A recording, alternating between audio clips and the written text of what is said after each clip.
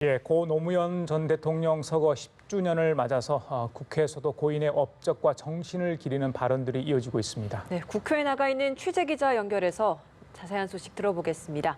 곽준영 기자. 네, 국회입니다. 정치권에서는 고 노무현 전 대통령의 서거 10주기를 맞아 고인의 업적을 기리는 발언들이 이어졌습니다. 민주당 이인영 원내대표는 오전 정책조정회의에서 노 전 대통령이 떠난 지 10주년이 되는 오늘을 맞아 대통령님의 삶과 위협을 기리며 깊은 존경과 최고의 경의를 바친다고 말했습니다.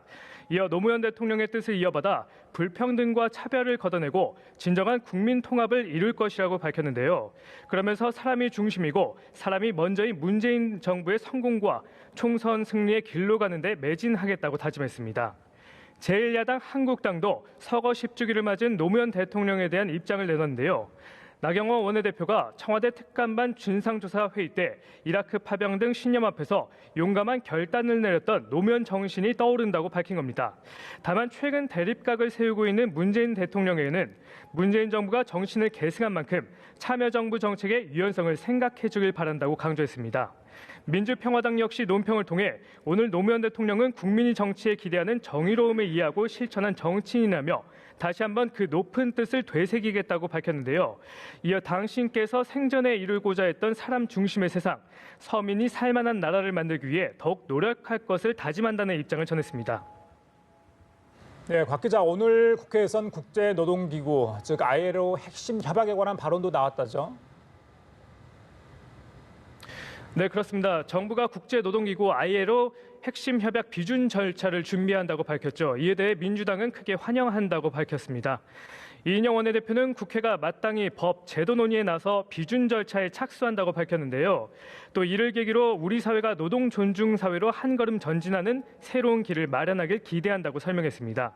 이어 노동과 동행하는 재벌 대기업의 포용적인 모습도 기대한다며 노사 간 상생을 바탕으로 성숙한 민주주의로 함께 나아갈 것을 촉구한다고 덧붙였습니다.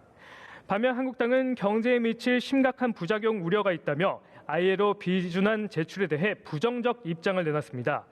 특히 나 원내대표는 강성노조를 키울 수 있고 더 나아가 전교조를 합법화하기 위한 일종의 플랜이라고 날을 세웠는데요. 이어 선비준 후 입법이 아니라 선입법 후 비준이 돼야 한다며 국회에서 일단 먼저 충분한 논의를 거칠 것을 촉구했습니다. 네, 국회 정상화를 둘러싸고 여야 의견차가 좀처럼 좁혀지지 않고 있는 것 같습니다.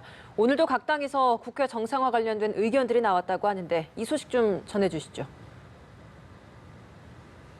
네, 그렇습니다. 국회 정상화를 위해서 여당에서는 연일 한국당을 압박하고 있습니다. 민주당 이인영 원내대표는 한국당이 민생을 위해 장애로 나섰다면 민생을 위해 이번엔 주저없이 국회로 돌아와야 한다고 말했습니다. 특히 이 원내대표는 자신의 주장만으로는 상대를 제압할 수 있다는 것은 어리석다며 일방적인 역지사지는 현 시점에서 가능하지 않다고 지적했는데요. 그러면서 등대인 국민은 모두에게 국회로 돌아오라고 불빛을 보낸 지 오래라며 한국당이 통큰 결단을 내려 국회로 돌아오길 거듭 요청한다고 밝혔습니다. 하지만 패스트트랙 관한 사과부터 할 것을 주장했던 한국당의 경우 오늘은 국회 정상화 관련해 특별한 입장을 내놓지 않았는데요. 대신 최근 문재인 대통령과 도널드 트럼프 미 대통령의 방한 관련 대화 내용이 유출된 것과 관련해 정부를 비판했습니다. 특히 나 원내대표는 이를 구걸 외교라고 비난하며 청와대가 외교부 직원들의 휴대폰을 압수해 정보 유출자를 색출한 것과 관련해 심각한 공무원 탄압이자 인권 침해라고 날을 세웠습니다. 또 한국당은 이번 외교부 공무원에 대한 휴대폰 전화 사찰에 대해 고발이나 수사 의뢰를 할 것이라는 입장도 나타냈습니다. 이처럼 국회 정상화 해결을 위해 한 발자국도 나갈 수 없는 상황이 계속되자 바른미래당 오신환 대표는 원내대표 간 간판으로 문제를 풀자고 제안했는데요. 한국당의 장외투쟁도 이번 주말 종료되는 만큼 국회 정상화 논의는 다음 주 초가 적기가 될 것이라고 설명했습니다. 지금까지 국회에서 연합뉴스TV 곽준영입니다.